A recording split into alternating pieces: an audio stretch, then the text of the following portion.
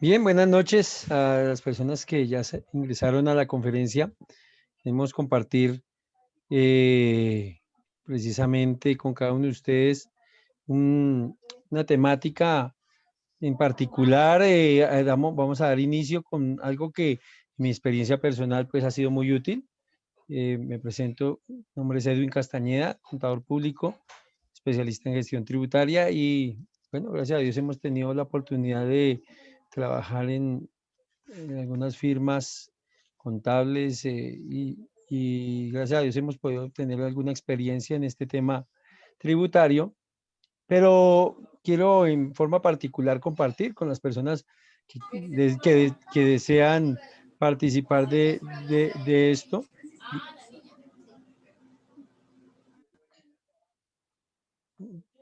participar de estos eventos para que puedan, pueda serles útil también información que en algún momento también a mí me ha sido útil profesionalmente y en mi hogar. Así que vamos a dar inicio precisamente al tema de finanzas bíblicas personales. Vamos a permitir aquí que ingresen unas personas que están solicitando. Entonces, vamos a dar inicio precisamente a este tema de finanzas bíblicas personales. ¿Qué dice la Biblia acerca de este tema tan importante? En las diferentes conferencias que vamos a estar yo de Dios desarrollando, pues, digamos que en mi caso particular ha sido muy útil el tema de las finanzas bíblicas, porque pues gracias a Dios ha sido algo útil precisamente en mi vida personal el desarrollar estos temas para, no solo para compartirlos, sino aplicarlos en mi vida práctica. Y, y decía, bueno, en casa de herrero asadón de palo a veces uno le lleva, digamos, tiene el conocimiento de coordinar el tema contable, tributario para otros, pero qué bueno es que nosotros podamos también entender que la Biblia tiene bastantes versículos, más de 2000 referencias bíblicas tienen que ver con, precisamente con el manejo financiero.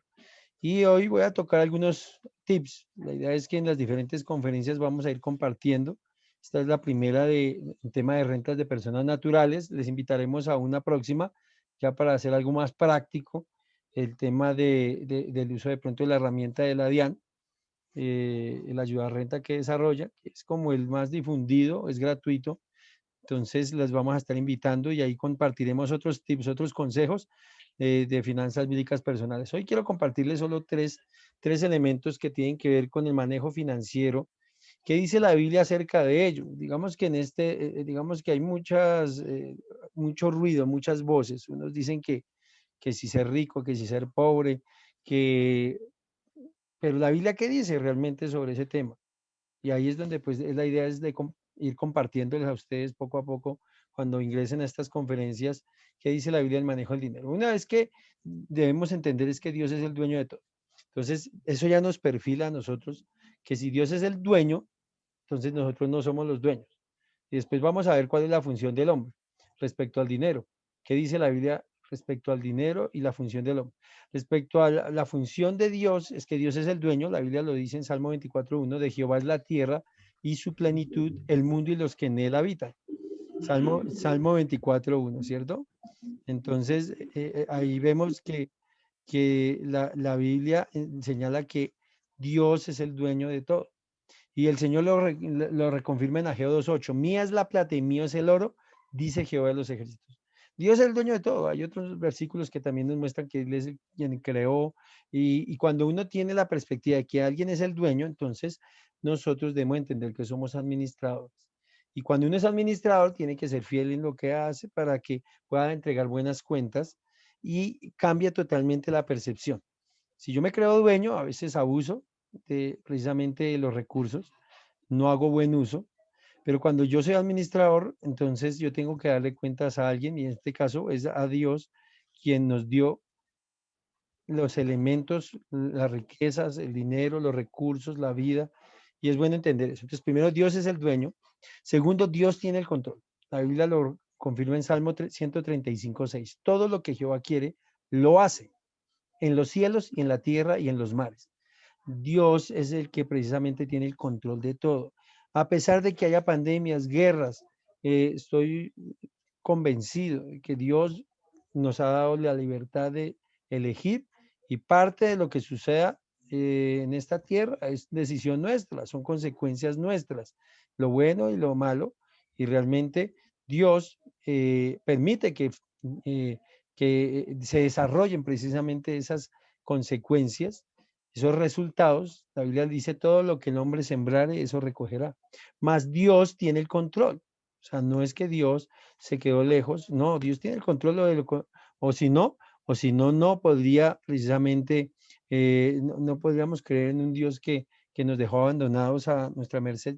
Dios tiene el control y ha permitido que de todas formas no haya, la raza humana todavía existe y aún más. El crecimiento exponencial en los últimos 200 años es impresionante, donde Dios, a pesar de todo lo que pasa, Dios tiene el control. Lo dice Romanos 8:28. Sabemos que los que aman a Dios, todas las cosas les ayudan a bien. Todo, incluida todo lo que suceda en esta tierra, a pesar de que se vea en una forma catastrófica, tiene un sentido de que podamos refugiarnos en él.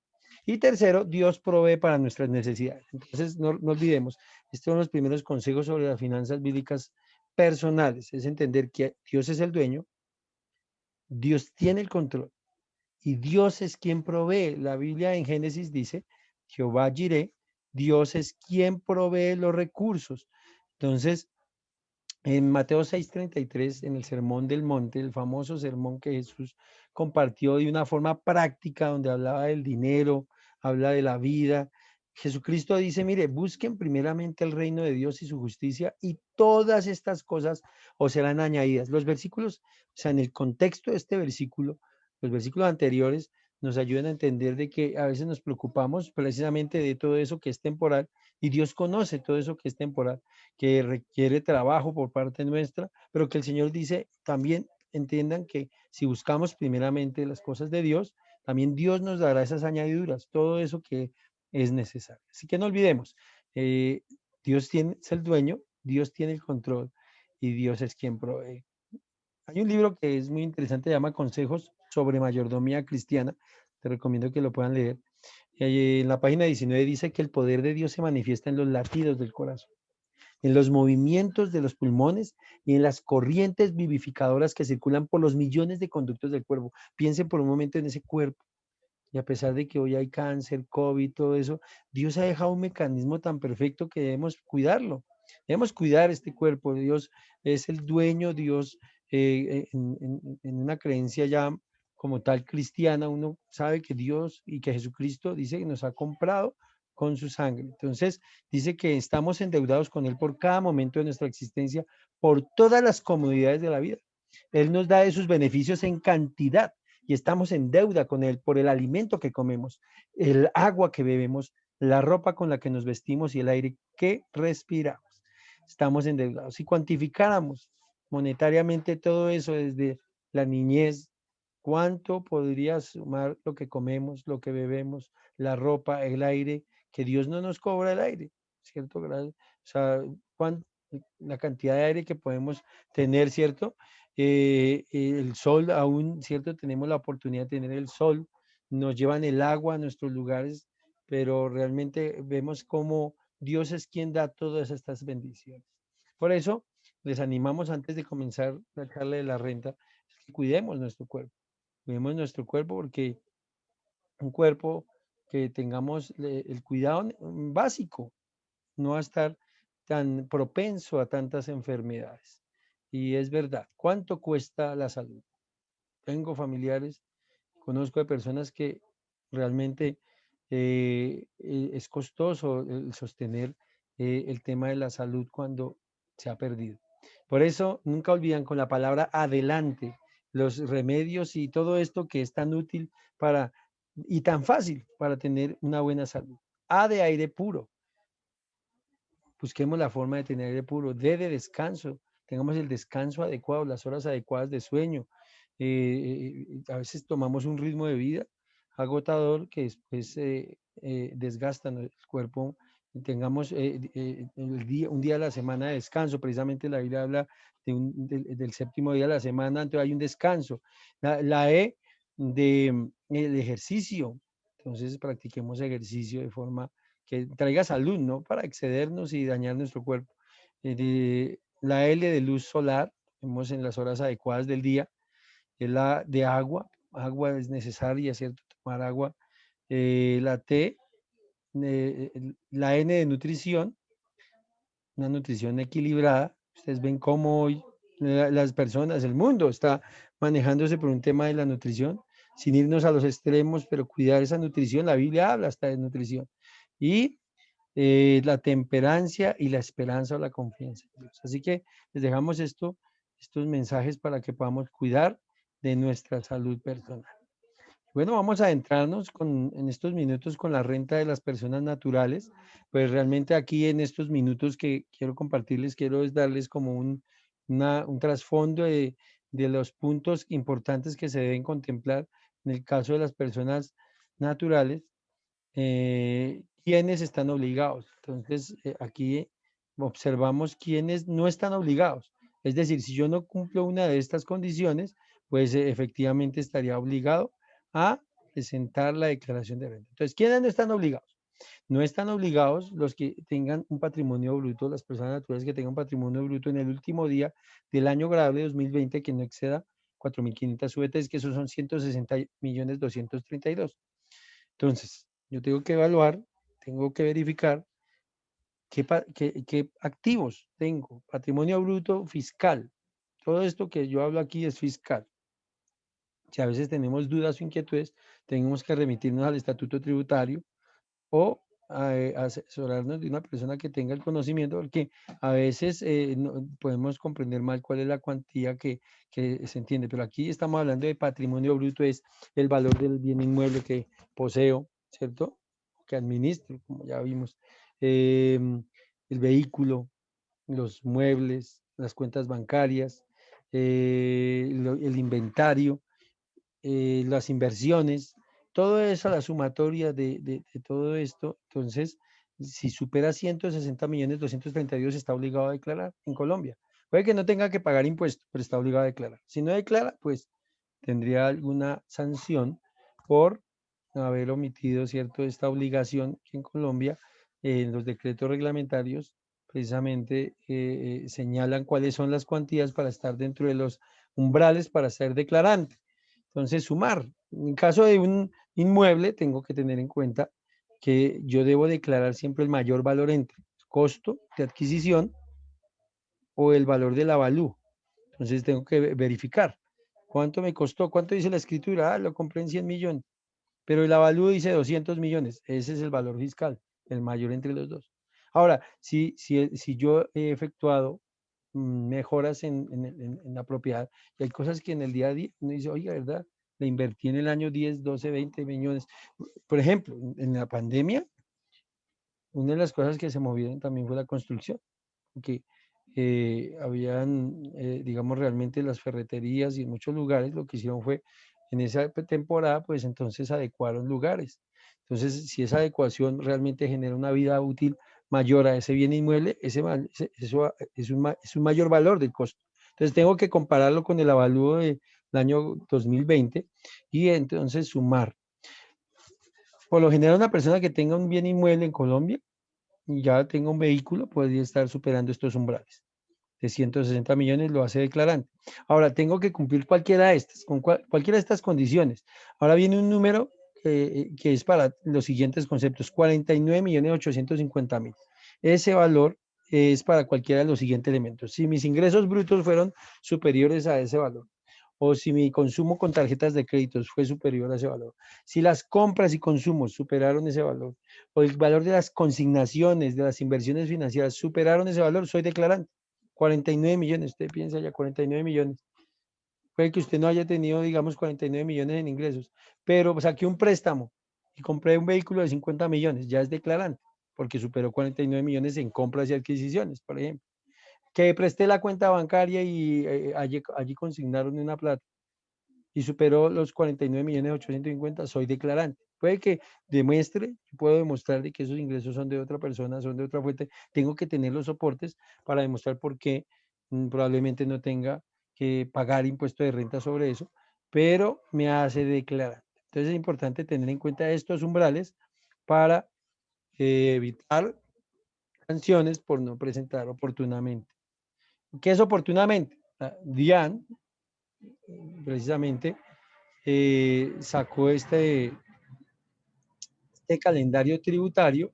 En este calendario tributario, la DIAN precisamente muestra que desde el mes de agosto hasta octubre son los vencimientos teniendo en cuenta la renta de personas naturales y esas mismas fechas operan para los activos en el exterior, que ya les voy a explicar, que hay elementos de juicio que a veces no tenemos en cuenta y que, podemos estar obligados a declarar activos en el exterior.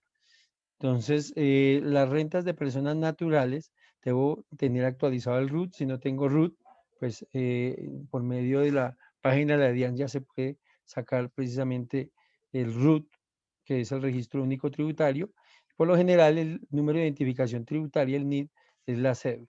Entonces, tener en cuenta que desde agosto son los vencimientos, pero ya se puede presentar la declaración. La DIAN ya prescribió el formulario, ya se pueden presentar y ya generaron la ayuda a renta. Ahorita les comparto el enlace. Muy bien, y aquí tengamos en cuenta que las personas naturales, ¿cierto? No residentes tienen que presentarlo en el formulario 110, formulario 110. Formulario 110, personas naturales, formulario 110. Entonces, allí ustedes pueden entender de que pueden hacer la obligación, pero puede ser personas que no son residentes en Colombia. Puede ser un colombiano, pero si no tiene su asiento en Colombia realmente, pero realizó alguna transacción que superó la cuantía que les acabé de mencionar, pues por ese año gravable estaría obligado. Si es un extranjero y vino a Colombia y prestó unos servicios y superan las cuantías o tienen un inmueble que lo tienen en arrendamiento en Colombia, pero supera los 160 millones de pesos de patrimonio, pues estaría obligado a presentar y son no residentes. Entonces, ¿dónde declaran las personas no residentes? En el 110. Y las personas residentes pues van a declarar en el formulario 210. Entonces, en el formulario 210, aquí podemos observar que este formulario con respecto al año anterior ha cambiado.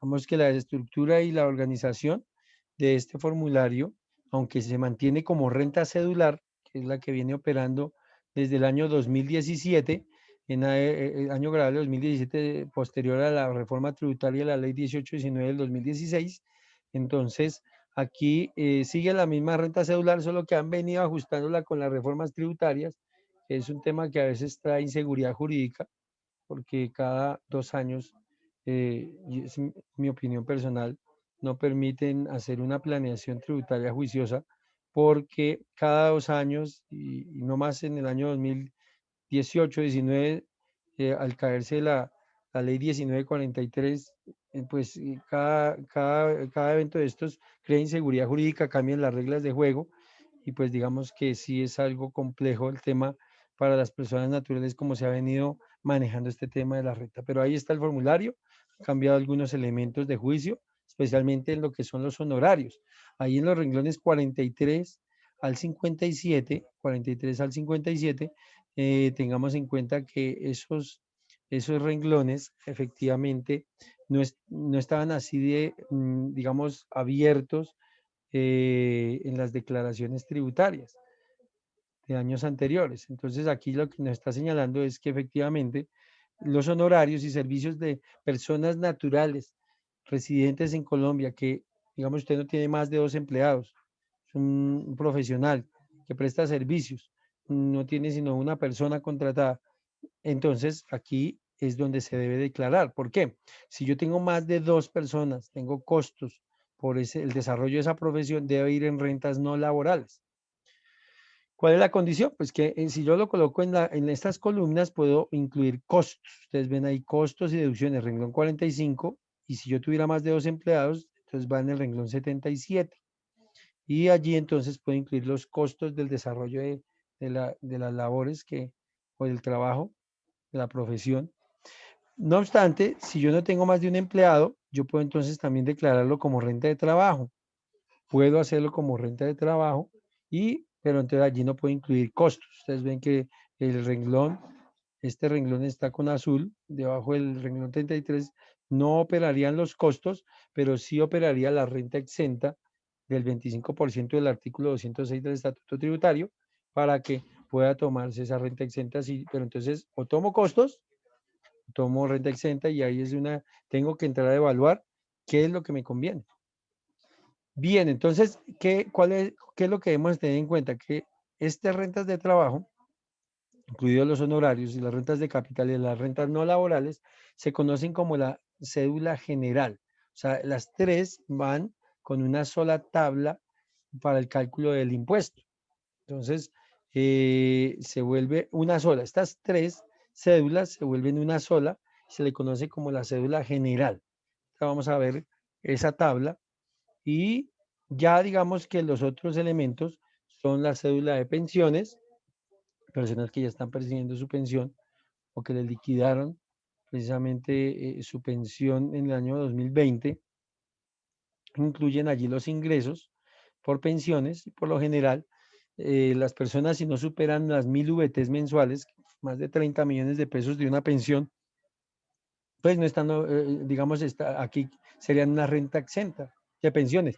Por lo general, pues la mayoría no tienen pensiones de esa cuantía, entonces por lo general van a ser rentas exentas del tema de las pensiones.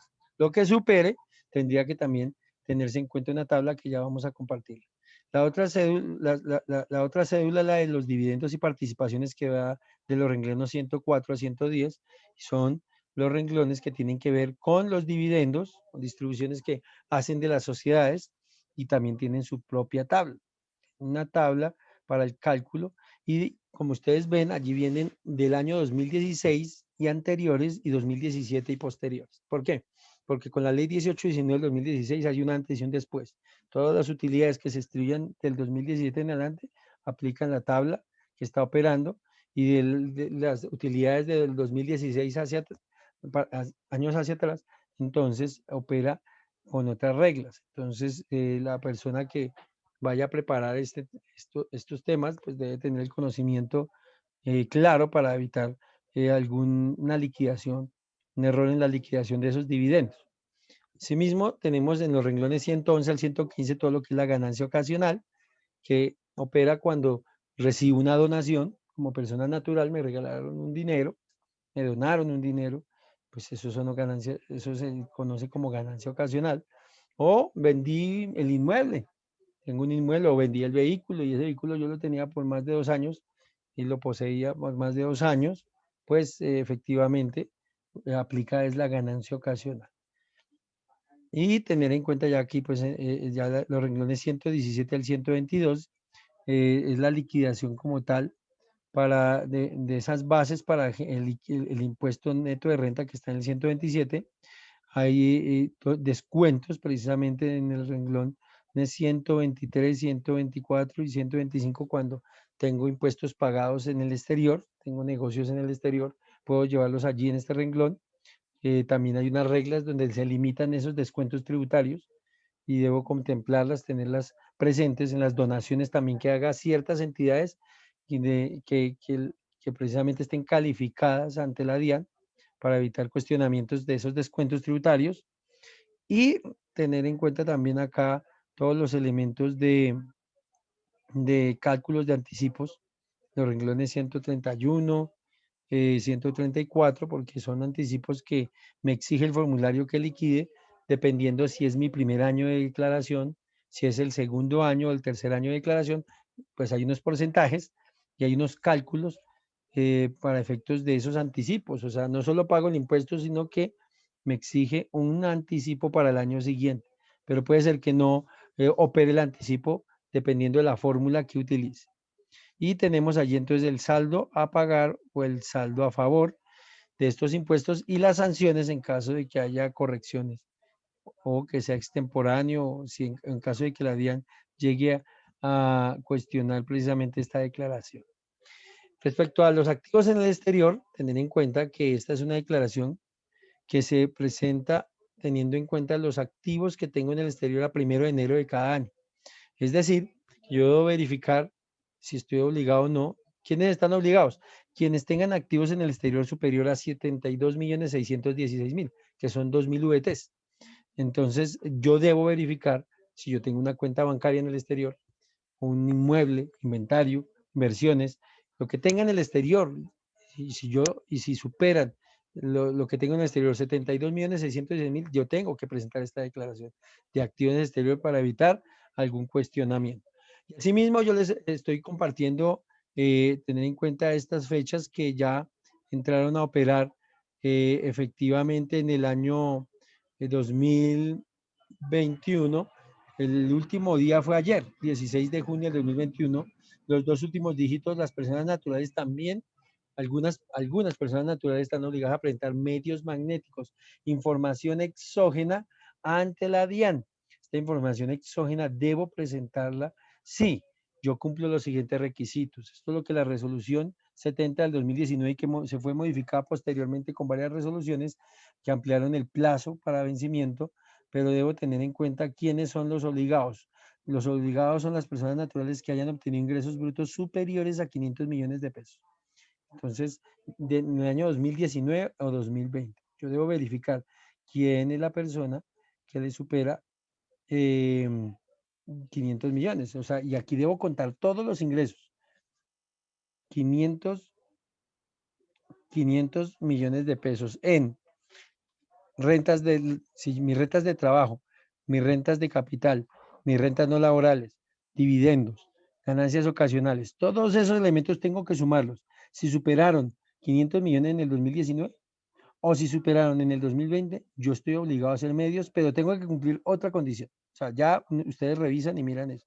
Pero la segunda condición, porque la norma dice, y la suma de los ingresos brutos obtenidos en rentas de capital y rentas no laborales si superan 100 millones. Entonces yo verifico, voy a devolver, si mis rentas de capital, acá, rentas de capital, del renglón 58 en adelante, y las rentas no laborales del renglón 74 en adelante, superan 100 millones en el año 2020, solo para el 2020.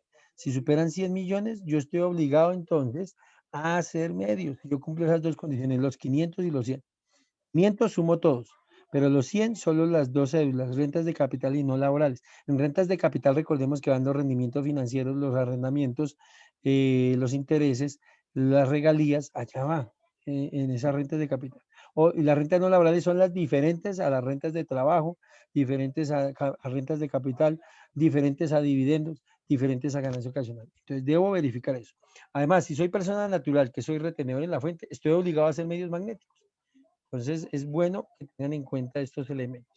La DIAN ya publicó precisamente el enlace en la página, ustedes encuentran allá los prevalidadores y está el programa de ayuda a renta de la DIAN para que lo puedan hacer uso. Una próxima, dentro de yo creo que unas 2 semanas, estaremos compartiendo precisamente la ayuda a renta, una conferencia para que pueda serles útil en materia del uso de esta herramienta que la DIAN también ya publicó. Y en materia de tarifas, pues la cédula general, que son las rentas de trabajo, las rentas de capital y otras rentas no laborales, y las pensiones tienen la misma tabla. Y de igual forma, la renta presuntiva con las pensiones es esta misma tabla. Esta misma tabla opera para ambos. Aquí lo aterrizo un poquito más con valores en pesos para que nos dimensionemos. ¿Qué significa esta tabla? Que dependiendo de mi ingreso, marginalmente va ascendiendo la tarifa, desde el 0 hasta el 39%. Miren, desde el 0 hasta el 39%. Ahora, estos rangos son la renta líquida. ¿Qué significa la renta líquida? La renta líquida es después de depurar, ya teniendo mis ingresos totales, disminuyendo todo lo que puedo por ley, rentas exentas, deducciones, costos, llego a una base que es la renta líquida. Esa es la que yo mido en esta tabla. Y en esa tabla, entonces, yo ya verifico, ya teniendo en cuenta eso, entonces, eso es como decir la utilidad ya neta fiscal que voy a reportar a la DIAN. Si esa utilidad es inferior a 38 millones de pesos, 811.630, pues no opera ningún impuesto. Estoy obligado de pronto a declarar, pero no genera impuesto alguno. Y si va de 38 millones a 60 millones, Entonces, el impuesto va de 0 a 4 millones de pesos, de 60 millones a 145 millones, va de 4 millones a 28 millones, de 145 millones de renta líquida grabable a 308 millones. Entonces, los impuestos van de 28 millones a 81 millones. De 308 millones a 675 millones va de 81 millones a 210 millones. De 675 millones a 1.103 millones va de 210 millones a 338 millones de impuesto.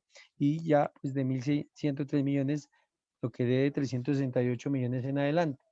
Las otras tarifas que debemos tener en cuenta es la ganancia ocasional, como les comentaba, en el caso de inmuebles que venda, y los dividendos. Entonces, si son los dividendos a partir del año 2017 que me distribuyen, uno siempre debe exigir estos dividendos de qué año son grabados o no son grabados, porque si son grabados, entonces la tarifa que opera para el año 2020 es el 32%, y si no son grabados, entonces lo que supere de 10.682.000 se tiene que calcular el 10%.